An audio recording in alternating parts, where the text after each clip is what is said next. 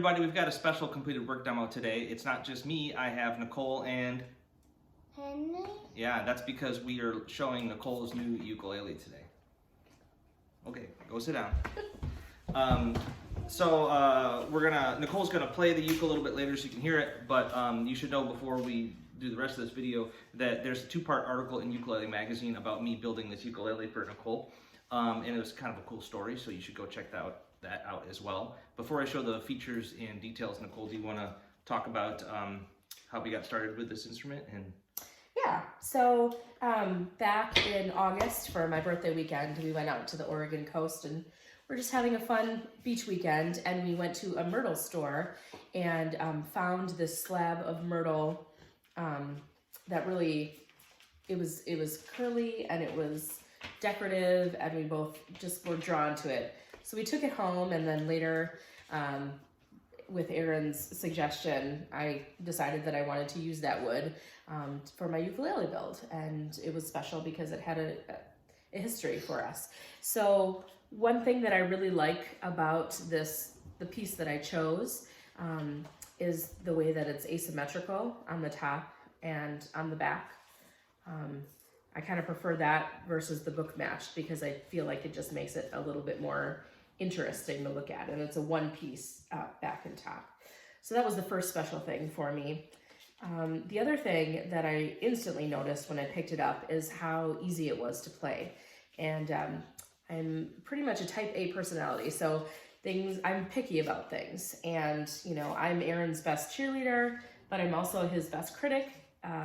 Before instruments that he builds go to the customer, they always come through me first, and I play them and look them over and make sure they're ready to go. So that was the same process for this instrument, but I was happy to say that it was just really easy to play, which is so important to me.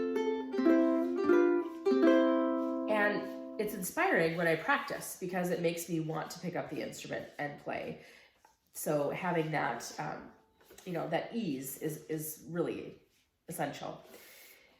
Another thing that I really liked about this instrument is the way that we chose to use the walnut fretboard and the maple bridge. So that's not typical. Normally Aaron matches whatever the fretboard is with the bridge, but we wanted to kind of do something different for this. And if we put a walnut bridge on there, I just felt like it would blend in too much.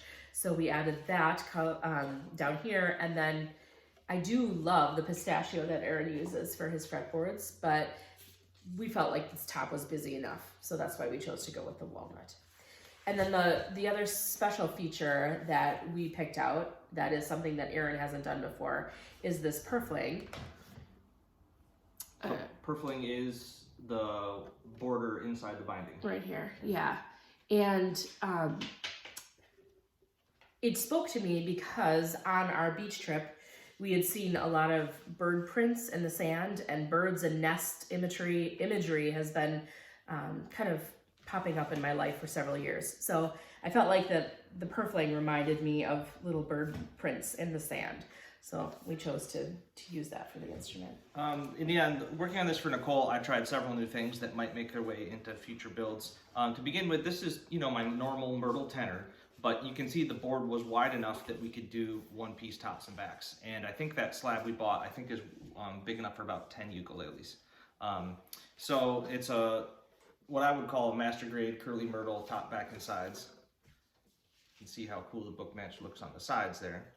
It's got that purfling like we talked about. Another thing that was different for me is that I replaced the plastic tuner knobs with walnut knobs. I made those. I had to carve them myself. And that was a really cool project. It was a lot of work, but I like doing it, and maybe I'll offer that in the future.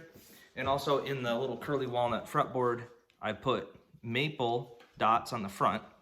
I bound it in maple, and then I carved little walnut dots to put in the sides. So that was like extra work, but I thought it looked cool. So we've got curly walnut here, curly walnut. It's got maple binding the rest of it.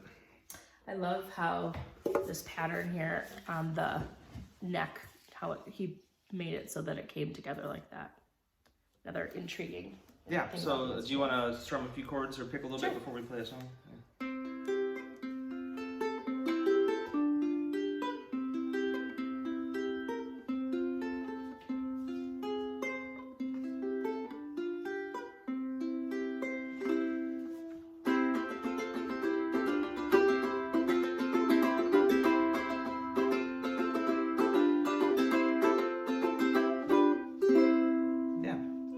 my bass and we'll do a song.